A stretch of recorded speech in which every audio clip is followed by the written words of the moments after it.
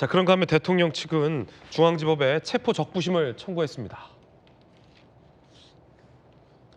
김광삼 변호사님, 이게 뭡니까? 체포 적부심사가. 체포 적부심은요. 이제 체포영장이 발부가 되고 이게 집행이 됐잖아요. 네. 지금 이 체포영장에 의해서 지금 구속된 상태예요. 예. 그러니까 이 체포영장에 의한 구속이 적절한지 네.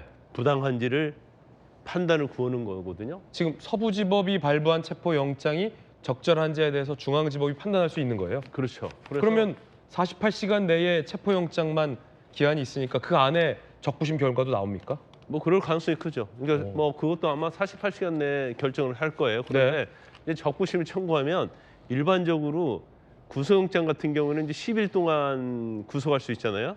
그러면 적부심을 청구하면 그 기간이 오히려 연장이 됩니다. 네. 그래서 지금 서부지법이 아니고 중앙지법에다 체포에 대한 적부심을 청구했거든요. 그러면 지금 48시간인데 이 시간이 좀 연기될 수 있죠. 연장될 수가 있죠.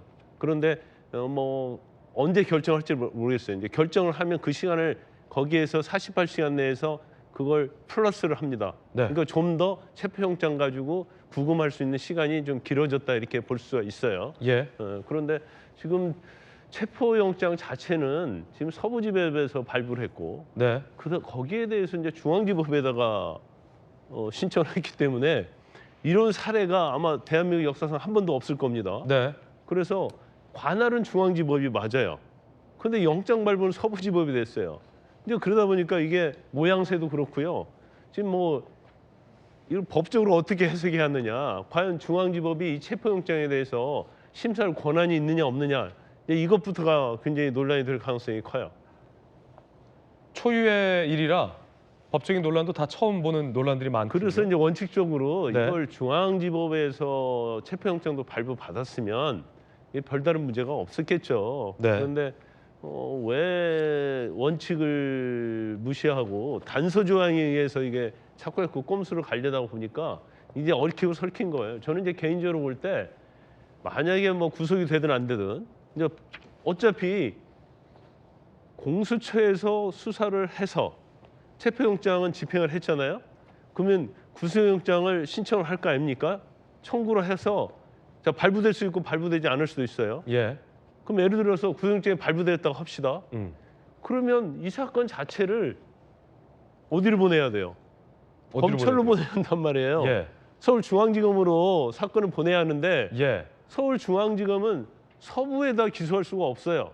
어디에 기소해야 돼요?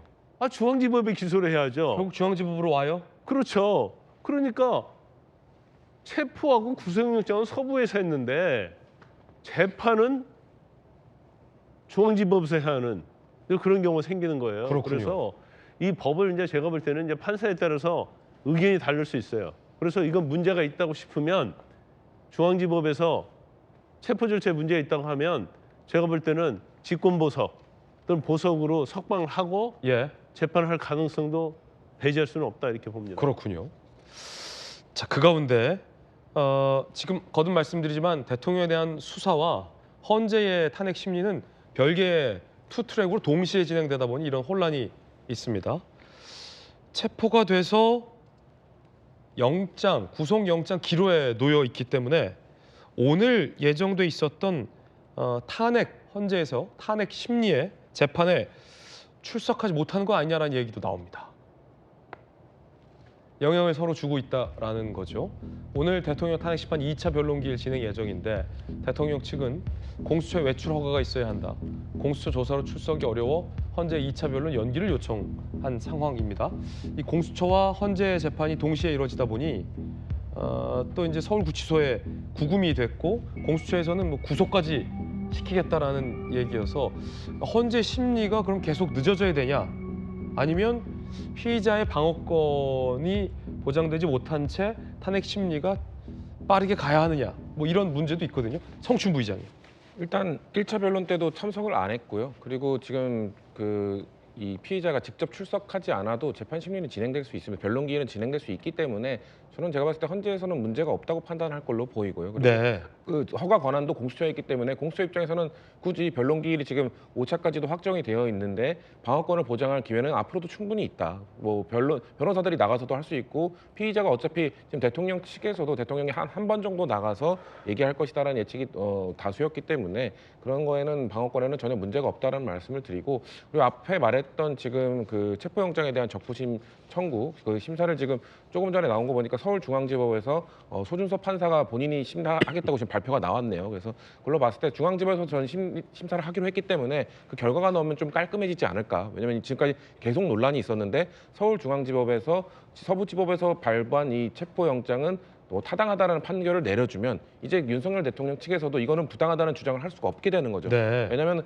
공수처법 31조에 우리가 계속해서 얘기했지만 관할은 서울중앙지법이 있지만 예외 조항으로서 다만 다른 지역에서 할 수 있다라는 게 있었기 때문에 저는 법적으로 이게 문제가 없는 거거든요. 근데 윤석열 대통령 측 입장에서 봤을 때는 조금 더 체포영장 발부가 좀 수월한 쪽으로 한 것 아니냐라는 뭐 비판은 할 수 있지만 법적 문제가 없기 때문에 이거는 사실 윤석열 대통령 측의 주장이 좀 억지다라는 판단을 받았던 건데 그럼에도 불구하고 이번에 서울중앙지법이 이거를 심사하기로 했다고 하니까 좀 이 사안에 대한 논란은 이제 좀 정리가 되지 않을까 싶습니다. 네.